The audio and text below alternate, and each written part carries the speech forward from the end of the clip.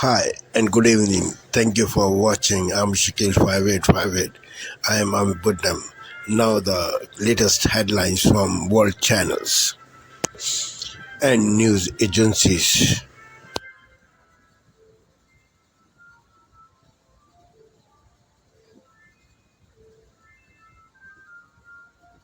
Purported leak. Tonight on PBS News Weekend, a new escalation in the Middle East as Israel's retaliatory attack on Iran fuels fears of a wider war. Then, for the third presidential election in a row, Michigan is playing a pivotal role. And how doctors are using weight loss drugs to treat adolescents. These medications work, and our children are really suffering from outcomes from excess weight, ranging from mental health and bullying to type 2 diabetes.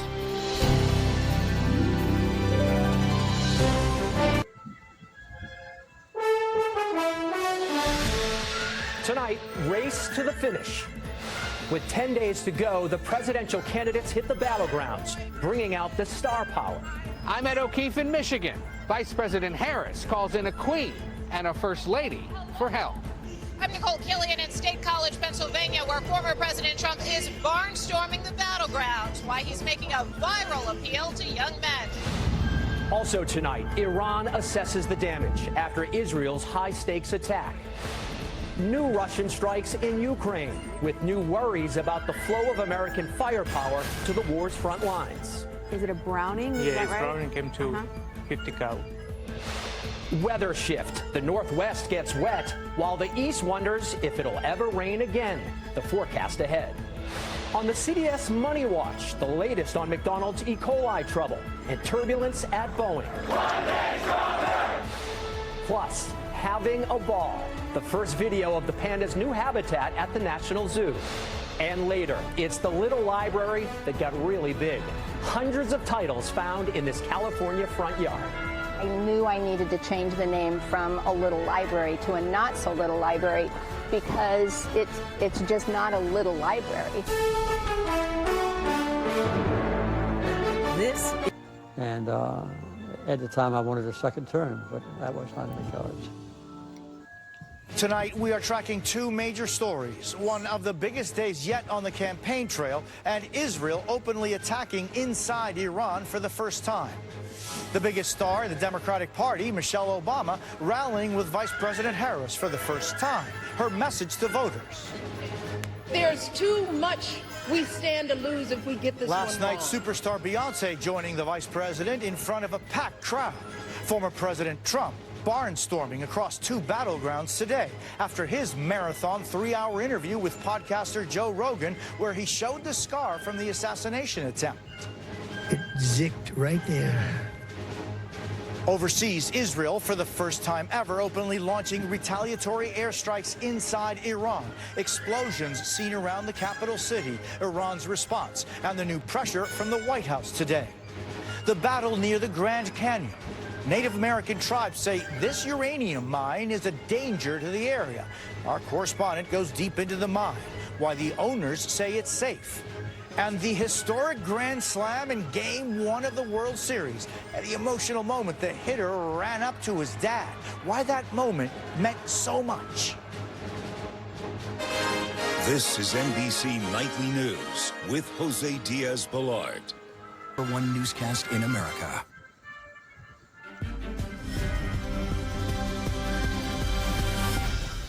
Welcome back to ABC News Live Weekend. The former CEO of Abercrombie & Fitch ordered to wear an ankle bracelet after pleading not guilty to sex trafficking and interstate prostitution. Mike Jeffries is accused of running an international sex trafficking ring that victimized young men, allegedly luring them into illicit sex parties with the promise of modeling for the clothing retailer. Jeffries is free on $10 million bond. Meantime, Grammy-winning rapper Lil Durk is being held without bond right now on murder for hire charges. ABC's Ike Ajachi has the latest on these allegations that could land him in prison for decades. I do everything to show the man weak. Rapper Lil Durk facing murder for hire charges. The 32-year-old is being held without bond after he was arrested by U.S. Marshals Thursday in Florida. Some privacy will not be commented on. The Chicago-based artist, born Dirk Banks, is known for his Grammy-winning song, All My Life. All my life. They be trying to keep me down. Collaborations with Drake. Surround Drakes. Even though I got a case, I'ma do what it take. And country artist Morgan Wallen.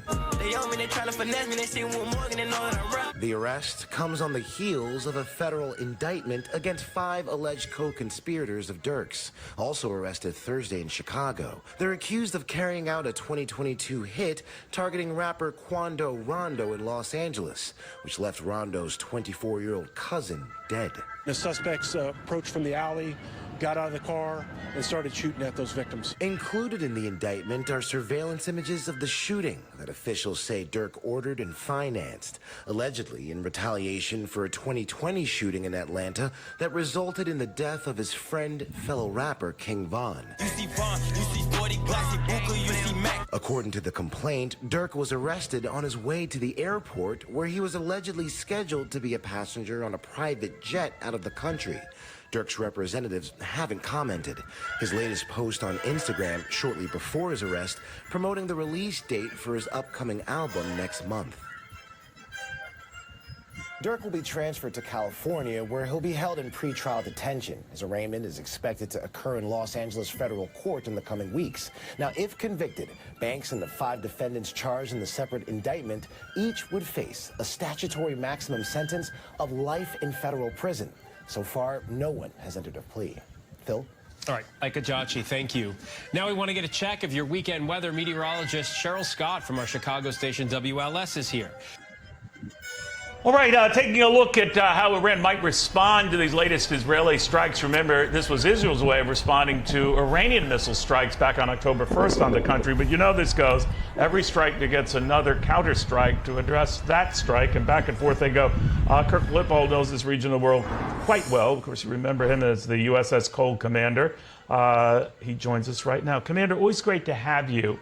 I guess it is the neighborhood, and you're quite familiar with that neighborhood. But what I do notice, Commander, and I'll defer to your pedigree excellence on this, you're not seeing outrage expressed by a lot of the what I call the more moderate Arab countries, nothing coming from the UAE or Egypt or, Saudi Arabia ripping Israel a new one, condemning the attacks and the escalation. But that's about it. What do you make of that and what it might signal for Iran?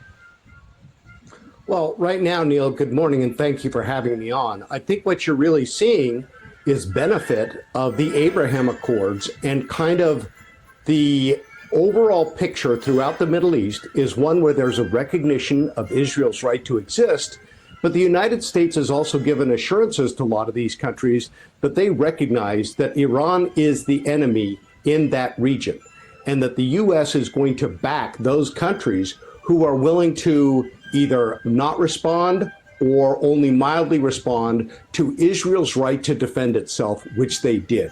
So you're really seeing some of the benefit pay out over time, and you're not going to get much of a reaction because we've given assurances to countries like Saudi Arabia that we will help protect their oil facilities and their ability to export oil to the world. The president has commented on this, Kirk. Joe Biden saying that it looks like Israel really didn't hit anything except military targets. That does appear to be the case. He also said that he hopes that the Israeli strikes against Iran are now the end. Now, of course, Iran's foreign minister has indicated it's not the end. He's promising a response of some sort. What do you think they do? Well, I think what you've seen at this point is the Iranians should still be doing battle damage assessment to determine how badly they were hit. In a number of cases, like I hope they would do, Israel did strike facilities where there's dual benefit. Number one, they took out some of their missile production facilities and the industrial infrastructure that supports that. They took out the drone facilities and did major damage to that one. Plus, while they did not strike oil or nuclear facilities directly, they took out a lot of the air defense systems that protect them. That means those facilities are vulnerable, and clearly would be in the next target set if. On this Saturday night, two sworn enemies one step closer to an all-out war. Israel deploys 100 fighter jets hitting strategic targets in Iran. We have both the capability and the resolve to act decisively. Increasing worries in the region as Tehran says it's obligated to respond. Transgender rights on the line. Politics are affecting everyone all the time. Saskatchewan's controversial parental rights policy ahead of its provincial election. Plus, vital treatment. How a newly approved drug could be a game changer in the battle against brain cancer. Global National. Reporting tonight, Carolyn Jarvis.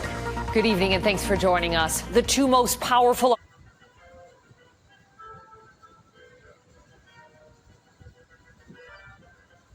Breaking tonight, Israel retaliates, launching airstrikes at Iran.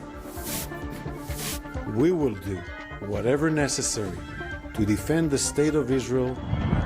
This after Iran fired ballistic missiles at Israel weeks ago, the direct attack fueling fears of a wider war. A shocking daytime killing in an Ottawa park labeled a femicide. I'm broken my heart. I'm not good, very sad. A mother stabbed in front of her young children. The tragic connection between the victim and the accused. 1 year after Matthew Perry's death, his family opens up. One of those moments you don't forget. His stepfather, Canadian journalist Keith Morrison, on the moment they learned it was criminal. The venality of some of these professionals it still shocks me. And Perry's legacy here in Canada. From CBC News, this is The National. This news follows a recent report that found that 83% of adults in Canada have a regular primary care provider, which still leaves 5.4 million without one. And joining me now to discuss the situation in British Columbia is Dr. Jennifer Lush, board member of the BC College of Family Physicians and a family doctor. Dr. Lush, thank you very much for being here with us. Now, we've been talking about this issue for years. What's the situation like in BC right now? Well, we are still very short of family physicians. We don't actually have actual data to know exactly what the number is without a family physician. But we do know from the recent CIHI report that we are still lagging behind Alberta, the Prairie provinces, Ontario, and New Brunswick in terms of people who have access to a family physician here in BC. Why is it so hard to get enough family doctors where they're needed? Well, that's a multifactorial question. It's not just a case of compensation. I think, unfortunately, government was hoping the new LFP model would resolve the issue. And that's but one step in the right direction. Family medicine is a very important role. It carries a lot of responsibility, and we're also essentially running our own businesses. So family physicians, in order to stay in practice and continue to care for British Columbians, need supports. They need administrative supports. They need clinical supports. We need to be allowed to build effective teams to help look after our patients. And there are other things such as, people often don't realize that family doctors are without extended medical benefits. We don't have access to a pension or sick time, and things that many people in the employment area feel should be taken for granted. So, if we're asking people to take on this very rewarding career that comes with a lot of sacrifice and a lot of responsibility, then we need to also be giving them the clinical supports, the overhead supports, and the respect of basic employment benefits. And then I think we would see more young physicians choosing this career path. Now, are there... Today, the LNP has won the Queensland state election, making David Crisafulli the state's next premier.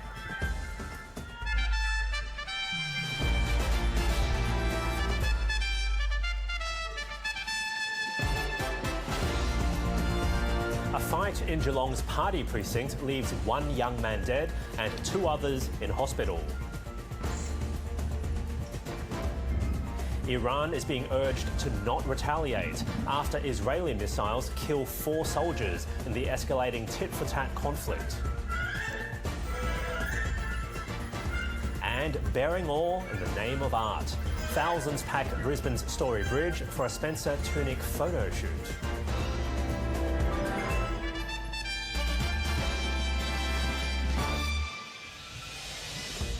Hello and welcome to ABC News. I'm David Chow. Former Queensland Premier Stephen Miles has called Premier-elect David Crisafulli this morning to concede the state election. This is Asia Now. Hello, the time now is 2 p.m. in Singapore and Hong Kong, 11:30 in New Delhi, 1 o'clock in Jakarta. I'm Angela Liu. At this hour, voters in Japan are out to decide the fate of Prime Minister Shigeru Ishiba's government in the tightest race the country has seen in years. The Middle East on edge after an Israeli strike leaves everyone guessing whether Iran will strike back. The US and its allies call for restraint as Gulf nations warn Israel against escalating the conflict into an all-out regional war. And Storm Trami has made landfall in central Vietnam after wreaking havoc in the Philippines. Authorities are warning people to remain indoors amid high risk of floods in several urban areas.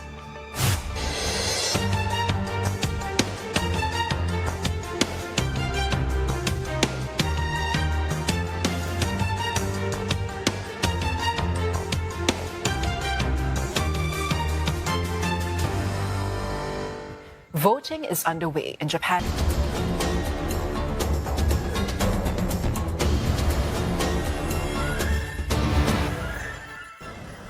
Police patrol the neighborhood of Solino in Port-au-Prince, which has seen a wave of attacks by armed gangs. Gunshots could still be heard in a busy street of the capital Friday, with residents walking by fast while tightly holding the hands of their children going to and from school. The gangs are still trying to take the capital from the authorities. As we saw, the gangs are becoming more arrogant. They announced their objective and their dream to block the country and drive everybody from the neighborhoods without knowing where to go. Today it was Solino. The attack on Solino was carried out by a gang coalition known as Viv and Sam. The assault has displaced hundreds of people from their homes. Edna Gillin had to flee with her 2 children and her elderly mother. I am here because in my neighborhood the gangs are setting the houses on fire. We had no peace in the courtyard because bullets were raining down on us and hitting the zinc roof of our house. We couldn't stay there anymore, so we came here. Haitian authorities on Friday vowed to punish the gangs. Those who sow terror, as well as their accomplices, must expect that one day or another they will receive the appropriate response from the forces of order. According to the United Nations, the situation has worsened in the last 3 months. While the economic outlook for sub-Saharan Africa is gradually improving, implementing reforms is increasingly difficult because of challenges faced. High rates of poverty, lack of opportunities and jobs, and weak governance all need to be addressed through policy if development is to be achieved. Policymakers in the region right now face a difficult balancing act because on the one hand, they need to reduce macro imbalances. That's bringing inflation to target, stabilizing fiscal positions, and maintaining enough external reserves so that if they face shocks, they can deal with it. But on the other hand, they've got these very large development needs, given population growth, and the need to maintain social and political support. This is all against the backdrop of subdued and uneven growth, as well as tight financing conditions and episodes of political and social fragility. She says the credibility of monetary policy frameworks are in question and some central banks need to strengthen confidence. We discuss some strategies. First, of course, protecting the vulnerable populations, and there's real scope to improve social safety nets as a good step. Then, in terms of the reforms, working on communication and consultation strategies, and also, of course, making sure that they work on governance and improving public financial management so that they can rebuild public trust that what these reforms are doing is going to benefit people. Tillo says policies should reduce macroeconomic vulnerabilities while meeting development needs.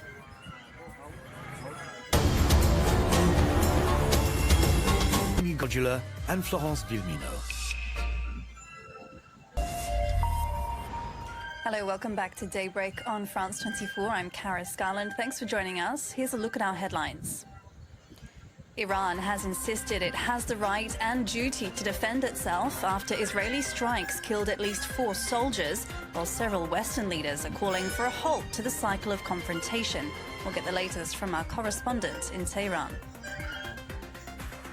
Georgia's ruling party has claimed victory in a legislative election, though the pro-Western opposition says it won't acknowledge preliminary results, denouncing a constitutional coup.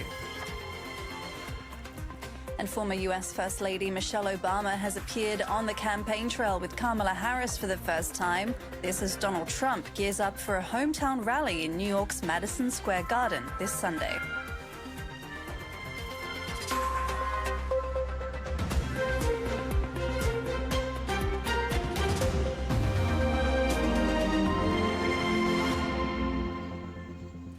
Iran insists it has the right and the duty to defend itself after Israeli strikes killed at least 4 soldiers. The response is finally here.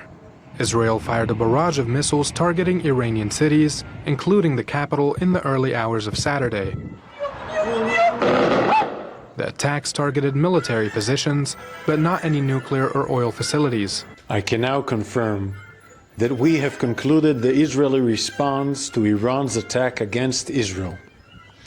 We conducted targeted and precise strikes on military targets in Iran. This is DW News live from Berlin. Georgia's ruling pro-Russian party claims victory in parliamentary elections. Early results give the ruling party over 54% of the vote in an election which could determine the country's future role in Europe. But pro-Western opposition parties are crying foul. Also coming up, Iran says it is determined to defend itself after Israel carries out retaliatory strikes on military targets. Officials say the attack killed 4 members of the Air Force.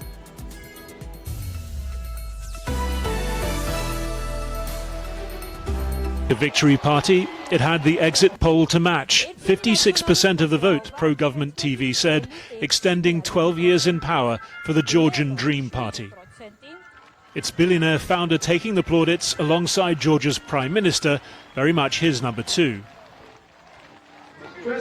To our beloved voters who follow us honestly and with such loyalty, this is already the 4th election, the 4th election. The fact that the same party can achieve such success in such a difficult situation is a good indicator of the talent of the Georgian people. The trouble is, in this election, there are alternative facts, at least alternative exit polls. On other channels, almost the reverse story. Just shy of 41% for the ruling party, the opposition with a cumulative 52% and victory. A loose coalition of 4 opposition parties determined to restart Georgia's progress towards EU membership up against the ruling Georgian Dream Party, which has been fostering closer ties to Russia. This election had been trailed as critical, even existential, potentially violent. Violence at least in evidence early on, the opposition accusing the ruling party of ballot stuffing and other interference, and of beating those who objected, like this local opposition leader. As we see, they have organized mobs, gangs, who are physically attacking our people. As I mentioned, they just try to break into our office. So we need to expect any scenario from their side because they are mad. They are mad that they're losing the elections, yes? We Georgian people are ready to change the government and to go to European integration path. Georgian Dream was framing the choice in the starkest terms, contrasting images of war-damaged Ukraine with those of a serene Georgia, saying the opposition's alleged foreign backers wanted to bring about a repeat of Georgia's own brief 2008 war with Russia. The oligarch steering his party and country towards closer alignment with Russia had even threatened to outlaw some parties he accused of doing other countries' bidding.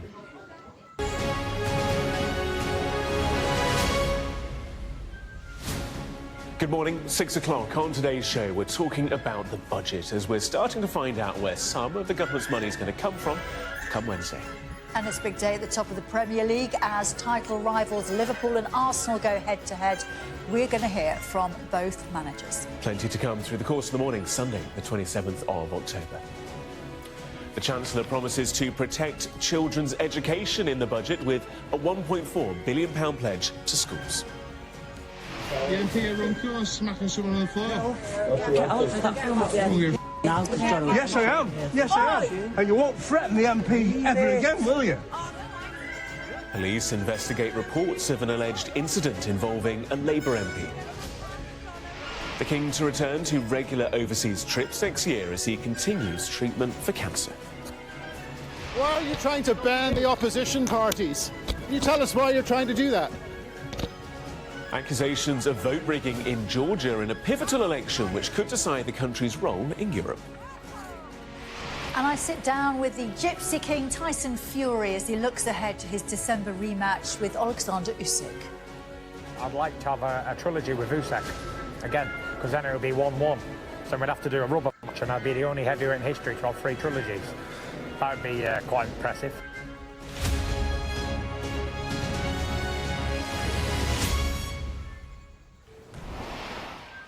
Good morning. With just days to go until... It is Saturday night. Shall we have some fun? It is 9 o'clock on TV, on radio and online in the United Kingdom and across the world. This is Mark Dolan Tonight. In my big opinion, government boffins say we must give up meat and dairy to save the planet. Welcome to eco-communism, folks. I'll be giving my reaction in no uncertain terms in just a moment. And plot spoiler, I've had a steak today. In the big story, Sir Keir Starmer has been forced into a promise of talks on reparations for slavery. I'll get reaction from this woman who shocked woke CNN for her surprising response. 2,000 naval men died on the high seas trying to stop slavery. Why? Because the African kings were rounding up their own people. They had them on cages. And in my take at 10. That's right, meltdown at the BBC as 2 of its biggest radio stars go to war after one of its presenters said his mental health is affected by working with white people. I'll have details of a brand new scandal at BBC Radio 5 Live, which is rocking the corporation.